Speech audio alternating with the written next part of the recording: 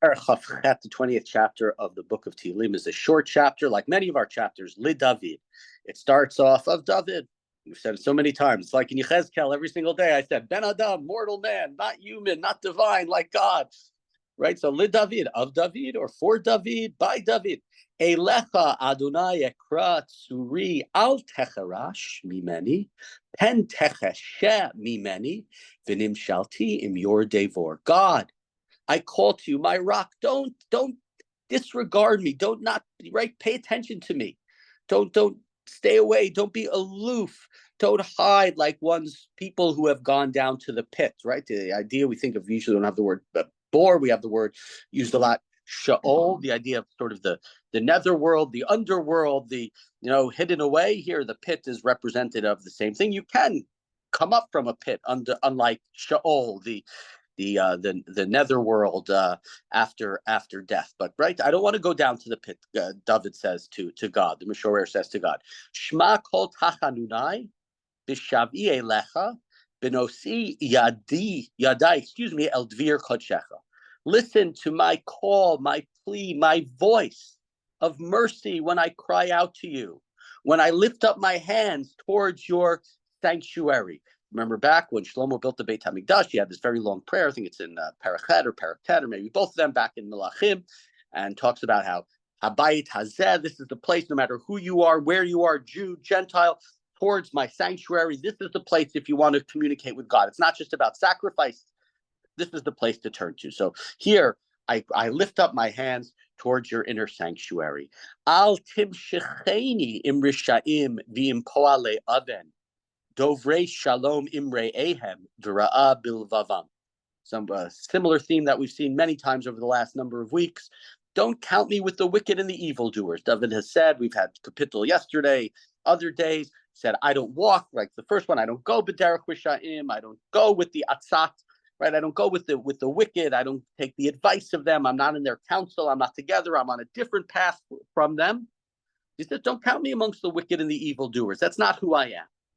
And what represents here an evildoer, a wicked person, is somebody who says one thing, but thinks another. Somebody, right, who says nice things, Dovrei Shalom, oh, so nice to see you, so this, so that. Then they go home and they say, I cannot believe I ran into that.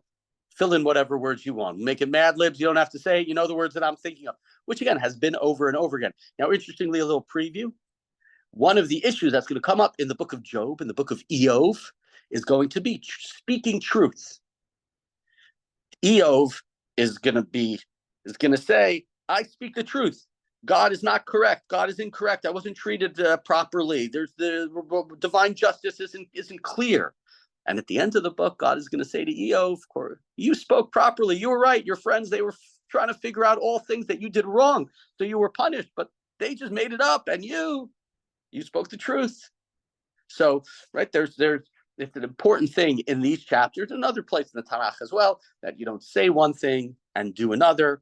If sometimes, it's do as I do, do as I say and not as I do. And sometimes we don't do exactly what we should want to, but it's one thing for it to be kind of, in the last chapter, an exception as opposed to the rule. So David says, Mishorer says, that's not who I am. I'm not one of those people. When I say something, I mean it. If I'm sincere, I mean it. If I have to be a little mean, I mean it. Right? I am who I am, like Popeye said. Tein lahem, we're in verse 4. Kif alim uchroa ma'alehem, tima'aseh yedehem tein lahem hashev gmulam lahem. Those people, those wicked people, give them what they deserve for their evil acts. They were bad and they deserve to be punished. They deserve to be suffering. Again, think back, 8 chapters ago, 10 chapters ago, these chapters where the wicked said, I can do whatever I want. There's no God, there's no justice, nobody's doing anything. Amar Naval Bilibo. I forget which chapter that was, maybe 15 or something. Naval, whether it's the name of a person, or Naval, the word that we've seen that it means somebody who is a wretched individual, said, Ein Elohim, there is no God. Did he believe there was no God? I think back then everybody believed that there was God. What was God? But God isn't involved. David says here, no, you need to go and you need to punish them. And again, and it's one of these things, if the wicked can do whatever they want, it certainly doesn't seem that God is great. Continuing Pasuk Hey, Kilo yavinu el pulat Adonai vel maaseh yadav Yehersem velo yivinem. Exactly what we were just saying. They don't think about God's deeds. They don't think that they're the work of their God's handiwork. Tear them down. Don't rebuild them again. Right? And when everybody else sees them, they don't think that God's involved, and they don't think that God cares. Well, interestingly, one of the themes in this chapter, one of the words that comes up, is the idea of hands. Way back in the second chapter, right, the author says, "I lift up my hands towards your dvir kodshecha, towards your inner sanctuary." And here in this verse, what does he say? Tear down their hands, the work of their hands, their ma'aseh yadav, the same thing. I'm lifting my hands towards you, and I hope that will inspire you or push you or challenge you or charge you, God, to take the hands, the work of the wicked, and destroy him. Baruch Adonai ki shama kol tachanunai. Verse 6. Blessed is God, because he listens to my plea for mercy. Adonai uzi umagini bo, vatach libi v'ne'ezarti v'ya'aloz libi umishiri ahodenu. God is my strength, my oz. God is my shield. I trust in God. My heart, right? Unlike these others who say one thing in their heart they think another, my heart trusts in God. I was helped by God. I sang out God's prayers, and I will continue to glorify him with song, which was the end of the last chapter. Right? Adonai oz lamo uma oz yeshuot mishichohu. God is their strength. God is their deliverance. God is the one who will bring the Mashiach, the anointed one. God is the one who delivers. So we have here, right? We have this sense.